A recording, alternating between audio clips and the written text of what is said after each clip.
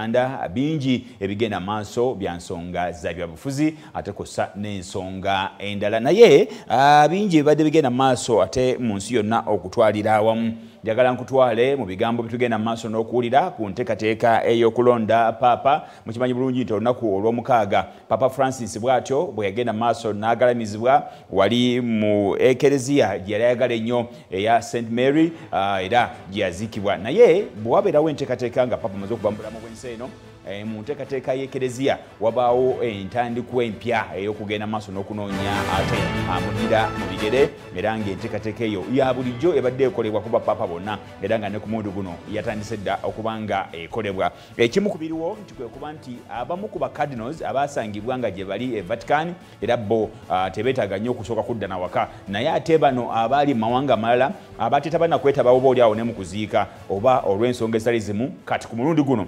baatandise okutambula era bangi olunaku olw'eggulo babadde bagenda e Vatican.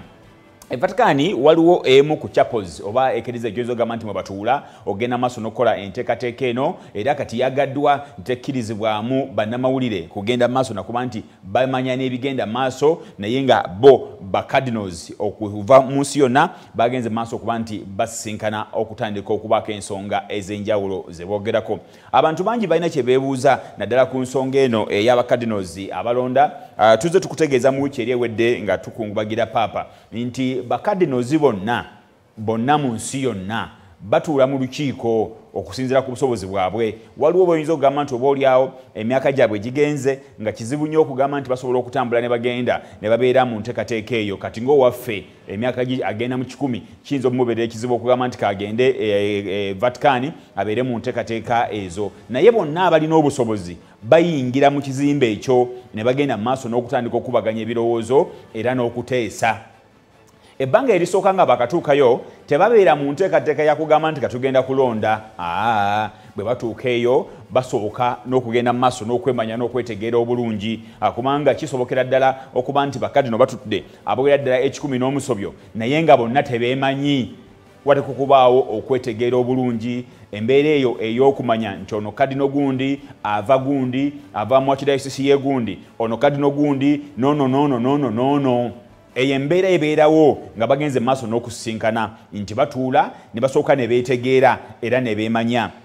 Nja kuba ekyokulabirako tewaliwo bakadino abalondebwa kati tugeze Papa John Paul owookubiri abasinga ku abo bakadde waliwo bakadino abalondebwa Papa Benedict era abamu emyaka gigenderedde kati waliwo ne bakadino Papa Francis be yalonze ku mulundi guno kitegeeza nti bonna baba tebeemanyi kiri awo kakati bwe bakuŋŋaana batuuka okwetegeera n'okwemanya obulungi gye bava era banyumya n'emboozi zaabwe sijjadde oyita lwali naye banyumya buli omu asobola okunyumya ku gyavudde asobola okunyumya ku gyabadde ebisomoozo byasisinkana ewuwe gyaweerereza n'ebirala eby'enjawulo ekyo bwe kiggwa era baba beetaba butereevu ne mu ssaala ez'enjawulo omuli okwegayirira Katonda okusabira abantu baabwe gye bava ate n'okusabira enteekateeka yaabwe gye bagendamu eyeegende ennaku ezisooka zisooka ezo ennaku ezisooka nga ziwedde wabaawo kati ate okubaganya ebirowoozo era abapaapa bonna babeeramu ababa basobodde okugenda ne bw'oba olina 8 ejosuka mu 8 era ogenda mu lukiiko olwo n'otuula n'oyogera n'owa ebirowoozo bye eby'enjawulo kati gwe mutendera oguddako ogwokubiri ogw'okubaganya ebirowoozo. Bantu bangi beebuuza birowoozo ki ebikubaganyizibwako. Ekereziya eyina enteekateeka nti teriiwo mu mbeera eri isolated. Ekereziya eriwo mu mbeera ey'okulaba nti ensi mwe tuli ebigenda mu maaso bigikwatako obutereevu byonna. Nja kuwa ekyokulabirako bwe tutunuulira ensonga ez'ekonomi oba ez'ensimbi ezikwatagana ku byenfuna eby'ensi yonna ekereziya bigikwatako butereevu era bakaridinaali abo batuula bawa endowooza zaabwe bakubaganya ebirowoozo ku byenfuna nga bwe biyimiridde mu nsi yonna si mu ekereziya yokka naye mu nsi yonna ng'ebyenfuna bwe biyimiridde bakubaganya ebirowoozo mu lukiiko lwabwe olwo oba mu lutuula lwabwe nga batudde ne bamanya ebizibu ensi byeyolekedde mu nteekateeka eyo ey'ebyenfuna ne bamanya ebizibu ensi byeyolekedde mu nteekateeka y'abamu nga bagagga nnyo abalala nga baavu nnyo ne batunuulira ensi obuzibu bweyolekedde mu kubeera nga amawanga agamu magagga nnyo ng'amalala si magagga embeera ey'obutali bwenkanya obuli mu byenfuna ne bagitunuulira era buli omu naawe ebirowoozo bye ku nsi nga bweyimiridde ku mbeera eyo. Era ekereziya etunuulira n'eddembe ly'obuntu kiyite human rights z'ensonga zitulaba ng'ez'entalo, abantu abafiira mu bitundu eby'enjawulo, abantu abafa obutali bwenkanya obufumbekedde mu nsi yonna. Batunuulira ensonga ezo ng'ebizibu oba zite challenges. Waliwo bintu ebikyuse mu tekinologiya. Ekereziya etunuulira tekinologiya ne bagamba tekinologiya ono agenze maaso n'okuba nti afuuka wanjawulo buli kaseera, alina kukosa ki eri ensi eno era alina biki byayinza okuyamba eri ensi eno. Abamukozesa bayinza kuba babulabe kwenkanawa. Era ekereziya netunuulira ensonga za tekinologiya ng'embeera ensi bwe zeekyukakyuka mu buli mbeera. Boogera ku information abantu gye bafuna n'engeri gye bagifunamu n'engeri gye bakosaamu n'okutunula n'ebitundu ebirala ebitalina na information eno oba oli awo. Ebyo babitunuulira. Batunuulira ensonga z'ebyobulamu mu nsi yonna. Njaga okuwa ekyokulabirako mu mulembe guno nga tulina Papa Francis bwe tubadde naye tufunyeewo embeera etabadde nnyangu nnyo ebadde ya COVID-19 asaasaanidde ensi yonna abantu ne bafa. Ekyokulabirako ne mu ggwanga lyennyini togera ku ggwanga erya Italy abantu bafudde mu ggwanga erya Italy awo nga mulimu n'abasaserodooti mulimu n'abakulu b'ekereziya abafudde obulwadde bwa COVID-19. So nga ate n'abantu mu mawanga amalala ag'enjawulo abantu bafudde obulwadde bwa COVID-19 mu kaseera kano. Kakati obulwadde ng'obwo nga buzze batunula ne bagamba ebyobulamu by'abantu. Mu Africa tubadde n'ensonga ya Ebola agenze mu maaso n'atta abantu. Tubadde n'endwadde endala nnyingi ezirumbye abantu ne zibayisa bubi nnyo. So nga n'amawanga amalala nago gafunye endwadde zaago ezigabonyaabonyezza. Tulina obulwadde bwa mukenenya, tulina obulwadde obwa kansa. Kati batunuulira endwadde zonna nga tebasosodde ne bamanya nti kaakati ensi eyimiridde bweti mu nsonga z'ebyobulamu era weetaaga okubaawo ekikolebwa oba oli awo okusobola okutaasa ensonga eno. Batunuulira ebyobufuzi badde ne kugamba ku nsonga z'eddembe ly'obuntu of course biina engeri gye bikwataganamu ne batunuulira amawanga ba dictators be basooka n'okubalowoozaako ne bagamba tuli mu kyasa ekizibu omuli abafuzi b'amawanga abeeyisa nga bwe baagadde bo nga bo. Era eyo ensonga ne bagyogerako ne beetegereza nnyo ne bagamba abakulembeze bano engeri gye bakuttemu ensonga ez'enjawulo kezibeera entalo. Nja kuwa ekyokulabirako Papa Francis nti asinkanya abakulu bangi abafuzi b'amawanga abalina conflicts mu bitundu byabwe era abadde ayogezanya nabo n'abo abataali bangu okutuukirira oba kutuuza wansi n'abatuuza wansi ne boogerezaganya. Mwalabye olunaku luno mu kumuziika nga Trump yazzeemu nate Vatican okutula ku ntebe 1-on-1 ng'atunuulidde Zelensky nga boogera ku nsonga za Ukraine. Kitegeeza nti endeeva zonna Papa ono yavudde mulamu menseno zabadde agenda maaso n'okutunuulira ezisinga ku zo zibadde zitunuulira nnyo embeera gye twogeddeko ey'ebyobufuzi era babyogerako. Kaati buli omu naawe endowooza ye ku byobufuzi kubanga kereziya tekkiriza kuba nti ensi esobola okutambula in isolation nga ne kereziya ekola byayo. Erina okutunuulira sifiya zonna ez'obulamu. Kati ku byobufuzi batunuulira ensonga eyo abakulembeze engeri gye bakuttemu ensonga ku madaala ag'enjawulo ne batunuulira mu Africa ebizibu ebiriyo, ne batunuulira mu Asia ensonga ezitambula, ne batunuulira mu America ensonga ezitambula, ne batunuulira wonna. Bwe bamala okutunuulira wonna era ne batuula wansi ne batandika okubaganya ebirowoozo nga banoonya solution ey'okumalawo ensonga ezo.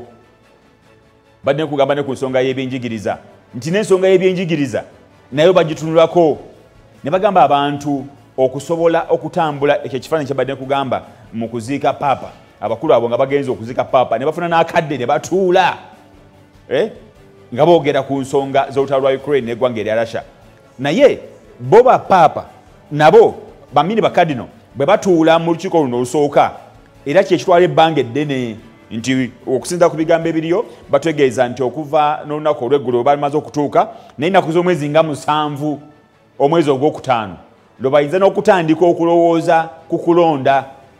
Kati ennaku zino eziriwo okusaawa ya leero paka ennaku z'omwezi 7 kukubaganya birowoozo ku bulamu bwa nsi eno nga bwetambula. Batunulira ebyenjigiriza ne bamanya nti okumanya kuno okw'okusoma engeri gye kugenze kushifutingamu okuva gye kwatandikira. Mwe mukimanyi bulungi abamanyi kati ensi yaffe Uganda eno nti edda abantu baffe bajjajjaffe engeri gye basomesangamu abantu baabwe teyali yakuwandika ku lubaawo. Babanga ku kyoto ne basomesa abantu baabwe. So okusoma kwagenda kukula paka ku level eno ey'okuwandika ku lubaawo.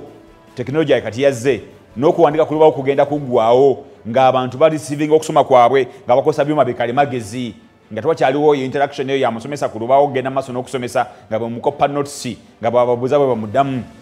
Kati bo batunula ebyenjigiriza engeri gye bitambulamu ne trend gye bigenda era nabiki oba oliawo ebyandibadde ebikulu okusomesa. Bw'otunulira Ekereziya be bamu ku basinga amasomero amangi mu nsi yonna. Wano waffe mu Africa amasomero agasinga okuba ag'amaanyi era ojja kwesingana nga ga Ekereziya. Ne bw'ogenda eri era mawanga amalala ag'enjawulo Ekereziya mweri balina ne universities era nazo nga z'Ekereziya era ziyina essira bye bateekamu abo abaana abasomerayo okuli ekintu ky'empisa okuli obuntu bulamu okuli ebintu bingi bye babayongeramu mu universities zaabwe. Kitegeeza nti ebyensoma nabo babitunuulira olw'okuba nti olukiiko olwo abakadino zino lwe batuulamu tubatwala okuba nti be bakulira enzikiriza y'Ekereziya mu mawanga gonna. Bw'otunula ewaffe wano Uganda nja kuwa ekyokulabirako ojja kugenda okwesingana nti tewali ayinza kuba waggulu wa kadino wano Uganda era mukulembeze wa ku ntikko bw'otunuulira Ekereziya e Uganda ewaffe. Kitegeeza nti amawanga gonna gye balina bakadinozi bakulembeze ba ku ntikko mu nsonga eyo eya Ekereziya. Kati basituka ne bavaawo ne bagenda mu lukiiko olwo ng'abakulembeze ab'oku ntikko. Kati nga batunuulidde ensi yonna globally engeri gyetambuzaamu ensonga ez'enjawulo. Bamala okutunuulira ensonga ezo mu bulambalamba ne batandika n'okunoonya kati kye tuyita solution yandibadde etya okusobola okulaba nti ebizibu ebyo bye bazudde mu sectors ez'enjawulo bisobola okukolebwako. Kugambye batunuulira sekita ey'ebyenjigiriza, batunuulira sekita ey'ebyobulamu, batunuulidde sekita ey'ebyensimbi, batunuulidde ey'ebyobufuzi, batunuulidde ezo zonna bazitunuulidde. Ate n'eddiini nayo ne bagitunuulira kubanga ekyamazima ojja kwesingana nti mu myaka nga tugeze 10 emabega oba myaka 50 emabega ebifo ebimu ebyalimu eddiini ng'ennyikidde biseebeerengeredde. Weesiŋŋaane nga waliwo ebitundu ewaali Ekereziya kati nga yakyuka tekyali Ekereziya oba oliawo nga mu bitundu ebya Europe ebyo bifunye okusomoozebwa mu mbeera n'ey'enzikiriza. Kakati balina okutunula okusomoozebwa okwo. Lwaki abantu abamu bagenda Ekereziya bagijjamu enta? Lwaki amawanga agaali gaddira nga abali mu nzikiriza oba Ekereziya basasula n'okusasulwa nga gavumenti yebasasula? Kati baakyuka ne bakijjamu enta, abantu tebakyagala kusasula nga basasulira eddiini. Byonna babitunuulira n'eddiini eyimiridde etya kati era bandyagadde etambula etya. Kati mu kunoonya solution ey'ensonga eyo yebatwala ku mutendera oguddako ogw'okulonda bino bye twogeddeko ebizibu bye tulina ne solution ze tutunuulidde. Ani alinza okuzikulembera nga yali waggulu akulembedde enzikiriza yaffe ey'Ekereziya Katolika? Kati abatandika okulonda basinziira ku challenge ezo okuzuula ani asobola okuzaŋŋanga obulungi. Nakutegeezeza nga ntandika nti kisobokera ddala kuba papa bagenda okutuula oba batuddeyo ng'abamu tebeemanyi. Omukisa gw'okwetegeera n'okumanya gutandika nga batandise okukola introduction eyo esooka. Bwe bagimaliriza introduction esooka ne beetegeera bulungi bagenda mu kubaganya ebirowoozo buli omu n'awa view ye. Bwe bamala okuwa view ey'enjawulo ate ko bava ne bagenda maaso n'okukola enteekateeka ey'okutandika okulonda oyo gwe basuubira nti ebizibu bye twogeddeko ne solution ze twogeddeko ono yasobola okuzikulemberamu okuzaŋŋanga obulungi. Kati tusuubira bino byonna ennaku z'omwezi 7 bijja kuba biwedde nga batandika enteekateeka eri ey'okugenda mu kalulu okulonda ani. Olw'okuba mu kubaganya ebirowoozo babeerayo bangi, kati ate mu kulonda tebabeerayo bangi. Yensonga kibagamba nti abo bonna abali waggulu w'emyaka 8 ate tebakkirizibwa mu kulonda, wadde mu kubaganya ebirowoozo basobola okubeerayo singa baba basobodde okutambula ne batuuka e Vatican ne beetaba mu nteekateeka ezo ez'okuteesa. Kati kali okulonda okusuubira ennaku z'omwezi 7 paka ku nnaku z'omwezi 9 oba oli awo webasuubirira okuba nga bajja kuba n'ebali bokka abali wansi w'emyaka 7 wansi w'emyaka 8. Nejjukira bajja kuba bamaze okutegeera ensi bw'eyimiridde, bajja bamaze okutegeera ekereziya eyagala ki, eyinza kuleeta intervention ki mu mbeera ensinga bw'eyimiridde. Kakati awo bo ne balyoka bagenda bali okukola okusalawo kwani gwe basuubira ayinza okubakulembera. Tewabeerawo mbeera yakwesimbawo nti bannange nze neeyagaliza era ensonga eno ngisobola, wabula bagenda balonda ng'abasinza okufuna obululu obungi bwe bagenda maaso n'okuba nti paka batuuka ku nkomerero esembayo ey'okulonda oyo gwe tugamba nti omukka omweru gwafulumye. Akalulu kaggwa nga tebalonzeeko paapa, omukka gw'olaba ogwo ogufuluma gubeera gwa bbulaaka, era batulaga nti feeza esooka ey'okulonda ewedde n'ebino bye bivuddemu ng'omukka ogufulumye gwa bbulaaka. Abantu ne bagamba akalulu kaganye, ne baddamu ne balonda omulundi omulala singa ogwo gusooka gubadde gwa bbulaaka. Bwe kuggwa okulonda okwo nga n'okubala kuwedde era ne bafulumya omukka, singa guba mweru nga bw'ogulaba kitegeeza nti bamaliriza era basazeewo paapa omujja era ne bakola enteekateeka ey'okulangirira. Awo n'essanyu ne lyoka libuutikira ate abakkiriza mu nsi yonna nga bamaze okugenda mu maaso n'okufuna paapa agenda okudda mu bigere. Paapa bamala okulangirirwa era enteekateeka ze nga bwe bageze maaso n'okuba nti tubadde tujja tuziraba, byakola ebisinga obungi ekimu bisobola okusinziira ku ye ng'omuntu, conviction n'okuluŋŋamizibwa kw'aba nakwo, naye ebirala ku byakola biba bivudde mu lukiiko olwogerwako olusooka olwo, kubanga bweba ekkuŋŋanyizo ly'ebirowoozo ebikwata ku nsi ne bweyimiridde era nekusalawo kwe n'engeri gyagenda maaso n'okuluŋŋamyamu ekereziya agiruŋŋamya asinziira ku ebyo. Bwe twateesa ne bannange twalaba ensinga etambula bweti ne bweti ne bweti, nga bwe nfunye obukulembeze buno nnyina okuluŋŋamya ensi era n'agiruŋŋamya nga bw'aba agiruŋŋamizza okusinziira ku ebyo ebibeera mu nkiiko oba n'okutuula nga bwe kubeera mu nteekateeka eyo. Kakati tulindiridde ekinaava e Vatican wiiki eno yonna egenda kubeera yakubaganya birowoozo. Tusuubira omwezi ogwokutaano ennaku z'omwezi 9 prediction weeri awo nti tusobola okuba nga tulabye ku mukka omweru mu nteekateeka ey'okulonda paapa omujja. Kakati ekiriwo kukubaganya birowoozo, kutuula abakulu boogere ku nsonga ez'enjawulo nga bwe nkunnyonnyodde, bwe baba bamaliriza ate bagende maaso n'okuba nti bakubaganya ebirowoozo mu mbeera eyo. Nga sinagenda mu kuwummulamu, njagala nnyo nkutwaleko mu ggwanga erya Canada, ate mu ggwanga erya Canada ewabadde